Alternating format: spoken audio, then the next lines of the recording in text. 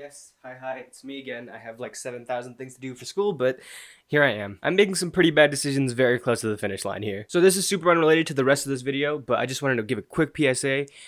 Hey everyone, go watch BoJack Horseman. I'm rewatching it again. I just watched Hooray Todd episode, one of the funniest episodes of anything ever.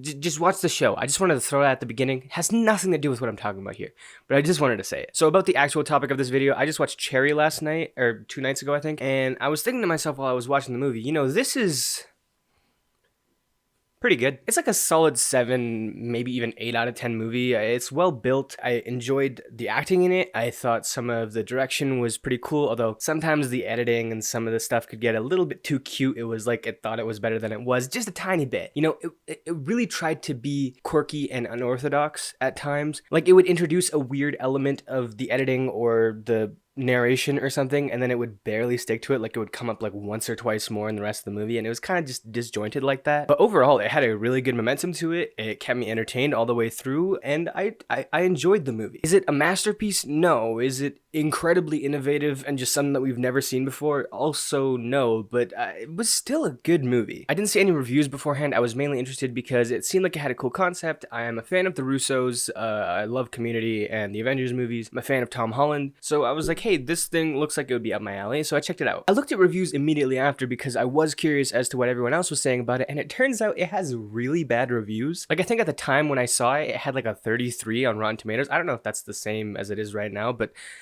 Jesus Christ. It also had like a 44 or something on Metacritic, like a 5 out of 10 on IGN, which you have to be a pretty garbage movie to get a 5 out of 10 from IGN. Overall, I was just kind of confused because it didn't really seem to reflect. I could see people giving it like a mediocre score, but these were bad scores. The main inspiration for making this video was the fact that the audience score and the critical score were so different from one another, and that happens quite a bit, but I wanted to look at the critical reviews and see if they were onto something, if I agreed with them, if they made good points, and maybe I just kind of ignored those things while I was watching it, or if they're kind of out of touch here. So just a quick note to throw out there, I usually script my videos, or at least parts of my videos, even the Netflix recommendation one, which I was scrolling through something and recommending things off the cuff. I would take a break and then I would actually write down the explanation for my recommendations because I wanted to be as thorough as possible, but this one's going to be like totally off the cuff.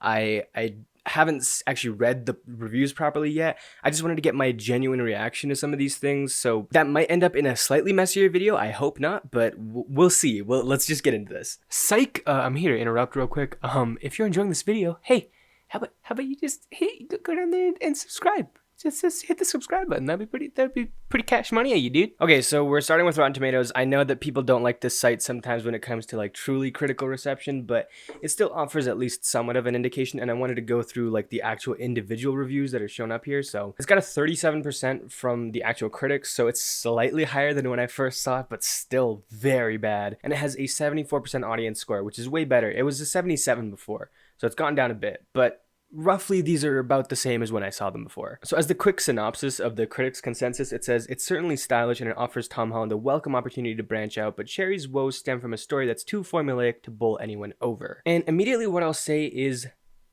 yes, this is pretty true. I think that no one section or one element that Cherry tries to put out there is super unique or isn't generic in some way. But what I think is really interesting about the movie is how many places it takes you in such a quick succession. To me, the fun of the movie wasn't seeing how well they could do every individual part, though. It was more of a big picture kind of thing. It was like, wow, I really went on a huge ass journey from points A to point B, and it was entertaining throughout. It was done well. It was done like competently.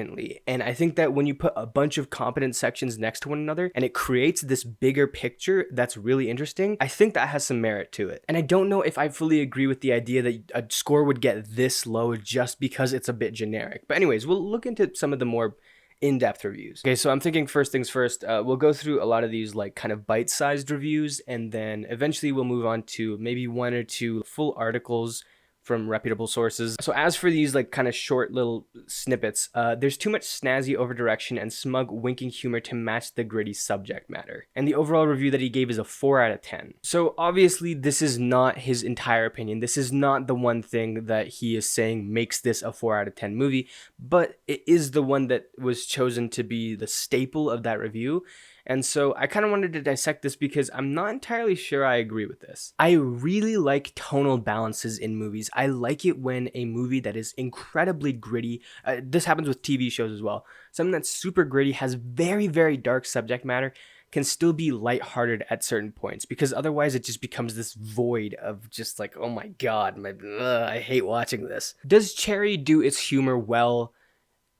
I don't fully disagree with the smug winking humor part of this. I guess you could definitely see it like that, but also it wasn't apparent enough or like abrasive enough for me to be like, ugh, okay, get over yourself. Over-stylization does not stifle a compassionate performance by Holland and a breakthrough from Bravo, but Cherry is seemingly at war with itself, never able to synthesize form and content in a meaningful way. I definitely understand where this is coming from. I forget if I mentioned this at the top of the video, but one of the things that I noticed was that it kept trying to do really weird, quirky editing things, or like narrating straight to the camera, or just a few weird things here and there, but it never really stuck to any one of them. And so I could totally see you thinking that this movie is at war with itself, and it's just kind of like, it's just a bunch of ideas mismatched together and none of them are fully fleshed out. But I would say that the parts where I really noticed that happening were parts that aren't incredibly important to the overall viewing experience. Like one thing, for example, is that this movie does this one thing where the main character will be talking to somebody else or something else will be happening, and all of a sudden he'll turn to the camera and talk directly to the audience as if he's narrating. But the rest of the scene is going on like he isn't doing that, and they're talking to him as if he's paying attention to them. It's honestly something that I kind of liked. I thought it was a really cool thing. I don't know if it's been done before. It probably has, but I just don't see it very often. So it was still fun to see. But it happens it happens a couple times at the beginning,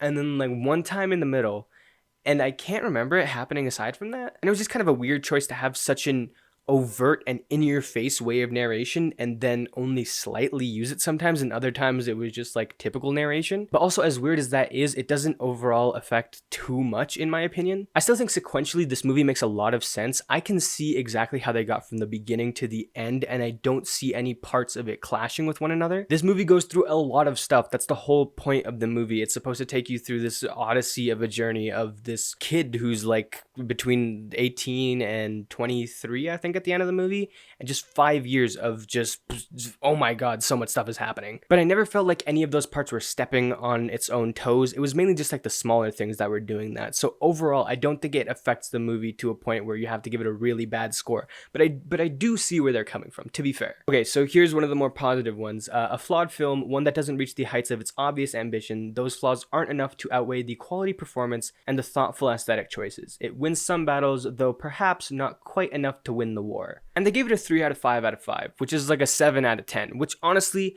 I think that I align with this review pretty well. Yes, I absolutely believe it's a flawed film. Yes, I absolutely believe that it didn't live up to its ambition. And I feel bad for that, because it was clearly trying to do a lot of things, and some of the things just kind of backfired onto itself. But I fully agree with the fact that those flaws do not fly in the face of the acting, the overall sense of scope, the competent screenwriting and competent directing. Like, let's take one element of the movie, for example, the writing. There are points in this movie where the writing thinks that it's really, really smart, and it's trying to give you this quotable, right? It's trying to make Tom Holland say something that you're like, oh shit, dog. Damn, I never thought about it that way. Like, it's really trying very hard to have a few of those lines that people will repeat for decades, and I'm gonna be honest with you, I can't remember a distinct line from the movie that could be used as a quotable, and I've watched it 2 days ago. But I don't believe that the writing overall is bad. It does exactly what its purpose is. It has some high points, and it's really elevated by some of the actors. So overall, I don't think the writing is bad, it just has its bad moments. Which is why I can't fully give this movie an 8 out of 10, but I also think it's a little bit better than a 7 out of 10.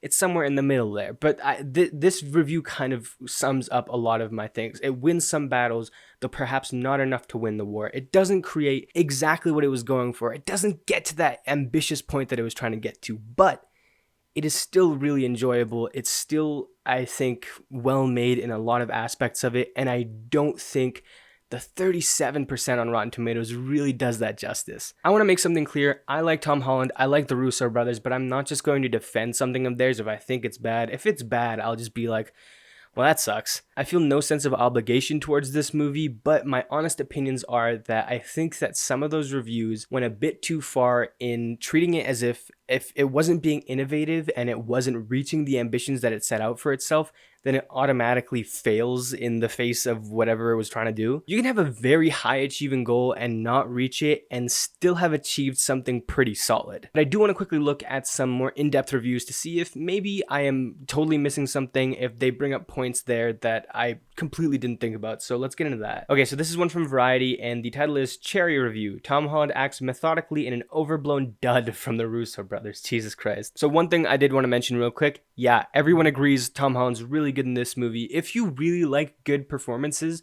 I still think you'll really have a good time with this movie, even if you don't like everything around it. Tom Holland gives a really good performance here. Everyone knows he's a good actor. Everything he's been in, he's been good in, but this really lets him show his range, and it's really cool to see. Cherry has the glossy inauthenticity of a bad Tony Scott movie. The Russos treat Walker's novel as if it were a graphic novel, a layer cake of grunge that's all frosting. Okay, so this is something that I noticed when I was going through Rotten Tomatoes, and it's also something that they've gone in depth in here. So this movie is based on a book, so it's a book adaptation, and full disclosure, I have not read the book, don't know what happens in it, just saw this movie because I thought it looked interesting. I've seen a few reviews already talk about how the Russo brothers really graphic novelized or superheroized a story about real people and real traumas and stuff like that.